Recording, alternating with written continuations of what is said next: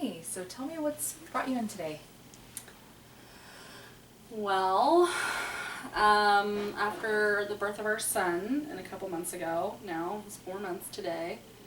I before we even had him, we had decided that I would stay home just because financially, like, it just makes more sense. Like, instead of paying all this money for daycare, I should just stay home. That we trust it. But like, I'm now struggling with staying at home, and I just don't feel like I'm valued. I feel like I don't talk to other adults, and I don't feel like he is seeing my perspective on that. And it always just comes down to the money, or it comes down to just convenience. And instead of like, he's like not wanting to research, right? Well, it's also safety. Uh, it's also a safety issue with who watches our son.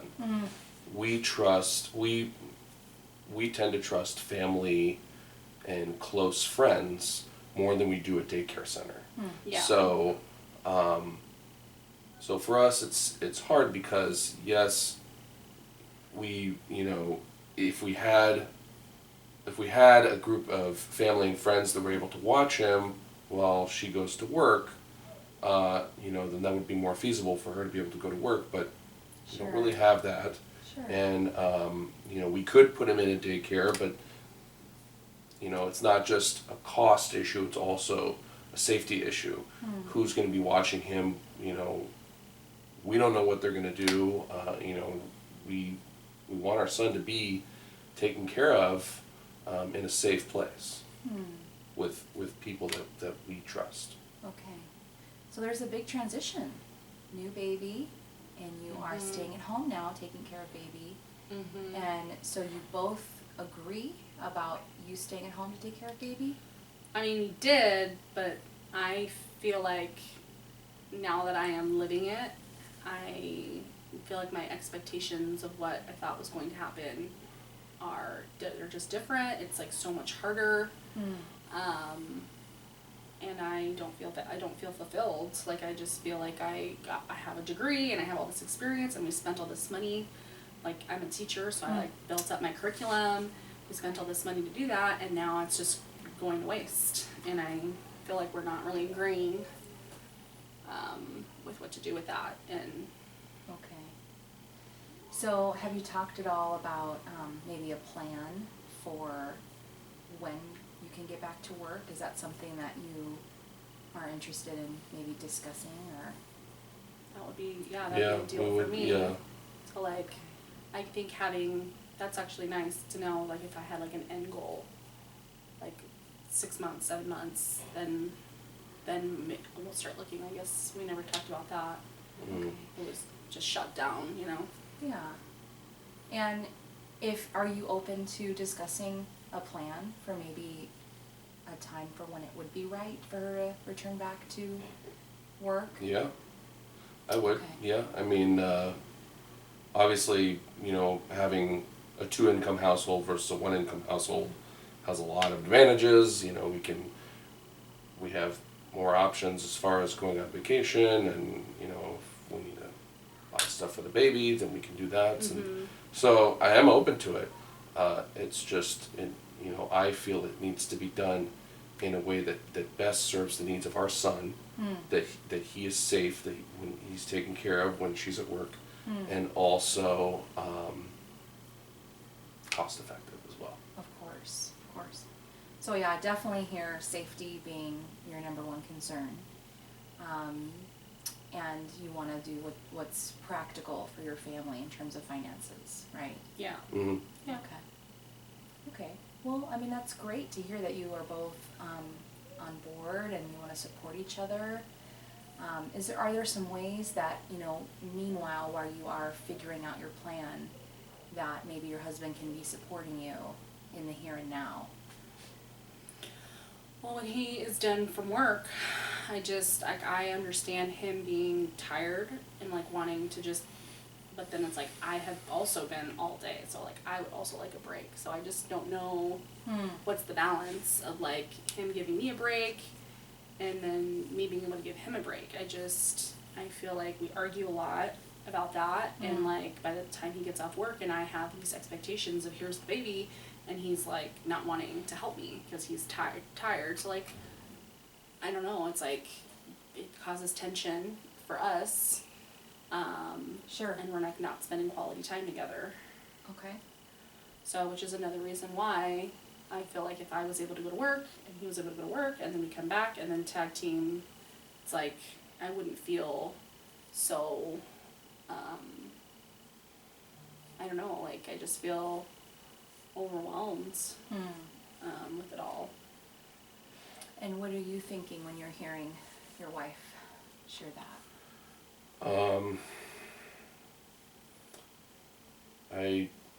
I definitely can sympathize with her that she wants to hand the baby off when I get off work.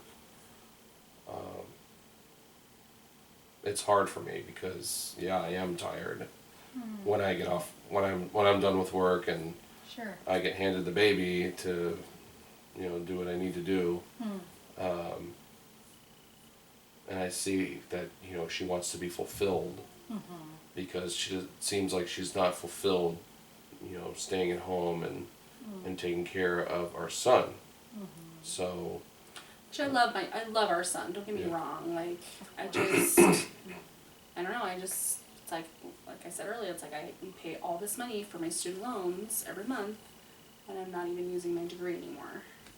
So I just, like, makes me feel a certain way. Maybe some frustration. Yeah, and I don't know, it's like, it was automatically me that was gonna stay home, because I don't make as much money as he does, and, I'm the woman, so it was like never really an option or a choice, it just was by default, and so, which I understand and can appreciate, but it doesn't make it any less frustrating for me. So it'd be nice that was acknowledged.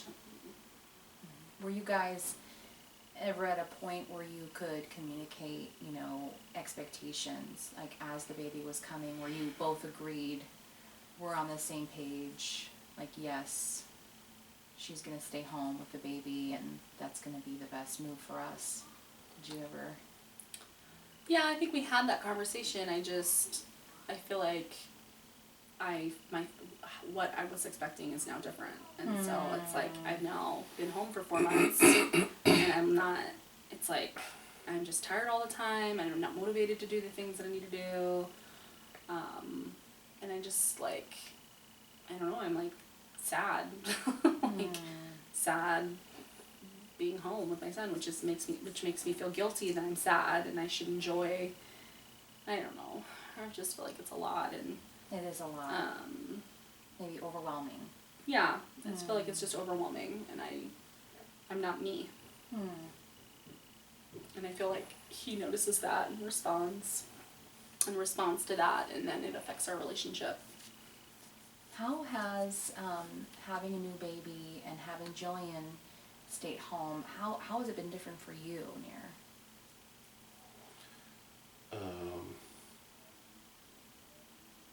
What do you mean by different? Well, because, new babies coming, lots of new changes around the house, and she's not working anymore, so she's at home. And have there been any changes for you, like in terms of the baby coming in and? Yeah, I mean, it seems like now for me, my escape is me going to work. That's how I can unplug from being a parent, And I don't get to do She that. and doesn't she have doesn't that. have that. And so she plugs in, being a parent all day while I'm unplugged being a parent. But then when I'm done, then I have to plug in to be a parent and take over. And, and I understand that she should be able to do that. But work is not just, it's not necessarily free time. It's, Of course. So, Yeah. yeah. Well, I don't know. What can we do to make it a little bit better? Yeah. So it'll be good for you both to kind of discuss what you what kind of expectations you have, and if there's a plan in place in terms of what happens when baby gets home, and maybe if, you know, you're comfortable with, okay, I'm gonna get an hour, you know, of time to myself, or I'm gonna make dinner while you hold the baby, and, you know, those are things that you guys can come up with, and what you're comfortable with, and, you know, kind of decide what works for you. That might be one place to start. Yeah, we can do that. we do that. Just like make a plan, I guess. Mm-hmm. The other thing that I think stresses us out is now that we are a one income household, like we fight more. Sorry. Well, it's okay. Silence my phone. I feel like there was a lot more freedom with spending money, or like going out to eat, or doing things that, like, now I feel like I have to ask him permission. Can we afford this? Can we do this? And it's like he has a few times said no without really like explaining why, and that makes me feel like controlled, and I don't love it, and I think that we need to work more on our communication. Maybe another change as a result of Yeah.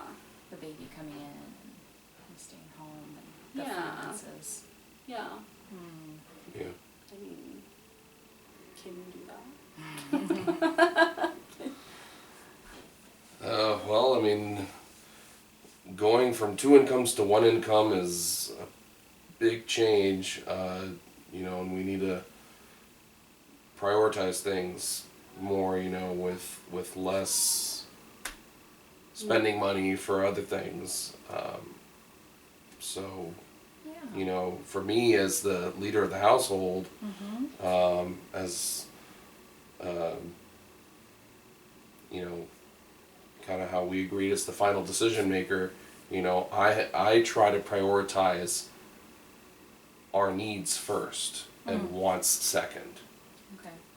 That makes sense. Yeah. So that's not what I'm saying. I'm like talking about when, like, the no is not the problem. It's the way you It's say no. not explaining it. Okay. Do you hear what she's saying there? I hear it, yeah. Okay. Yeah, I guess I tend to sometimes I guess the way I feel is that when she asks me, can we buy this? Can we go here for vacation? You know, I automatically jump to, okay, how much is it going to cost? And then I, in my head, will think, oh, it costs X amount. And I get really stressed out about it. And I just say, no, we can't do that. Okay. You know, and the way I say it sometimes is rude, because I just think, we can't do that. You know, it's too stressful. It's overwhelming for me. Okay. And so it's stressful, and so I just say no. And yeah, I can see that, you know, it shuts her down, and, you know, and I'm rude to her when I tell her that, and so yeah, I think this is something I need to work on. And it sounds like you're both feeling overwhelmed at times with different parts of all of these changes too. So that's good that you both can see, you know, your part in it, and where each of you are feeling differently and being affected differently in different ways by all of these changes. Yeah.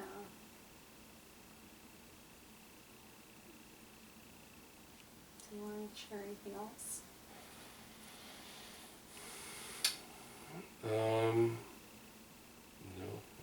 don't have anything else. So, so it sounds like you guys are pretty much a typical, you know, couple coming in with their first child, and these are all very normal things that come up, big life changes. So that's a good thing. That happens to many, many, many people, right? That's encouraging. Yeah. Well, maybe we can make a plan now while it's fresh and we're still talking about it. about how you can give me a break, but also not overwhelm you after you've gotten off work. And then I guess if you have any strategies of, I guess, how we can communicate to each other, because I don't want to overwhelm him when I talk about spending money, and I don't want to be shut down when he says no. So I guess you can pick which one we. So what would it look like for you, a response from him that would not be so disappointing and feel like a shutdown? Like, Well, he just says no, and then instead of just being like. so just the word itself is discouraging. Yeah, I almost feel like he would say, well, this is how much we have in our checking account, and these are the bills that we still have to pay, and then the math just doesn't add up. Because I think before you were saying it was the way he said no. Yeah, so he doesn't, like, there's no communication with why it's a no. It's Okay. like, it's an opinion, like he just doesn't want to go, or he just doesn't want to spend the money, and I want to be like, is there a logical reason instead of a personal one? So maybe an explanation with the no? Yeah. Is that helpful? I think that would Is be that what you're saying? I think that would be helpful, yeah. Okay.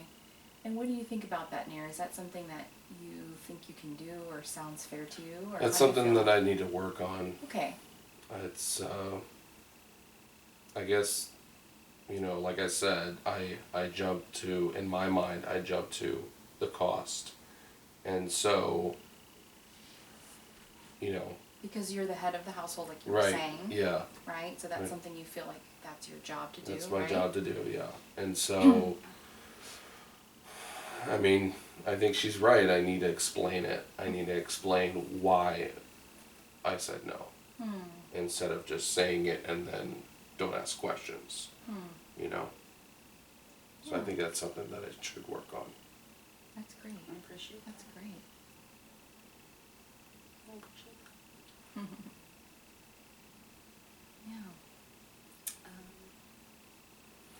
Yeah. And then, I mean,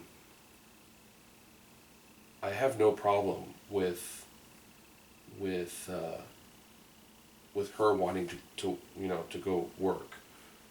I mean, as long as, you know, and I don't know if there's a plan that we can figure out with, Would you be willing to, like, interview people and, like, start looking at least? To see Yeah. if we trust them, to see even, 'cause instead of just saying a blanket no, no one's good enough, like. yeah, yes I could. So is Yeah. that maybe something that you want to, like, part of your plan to heading back to work is?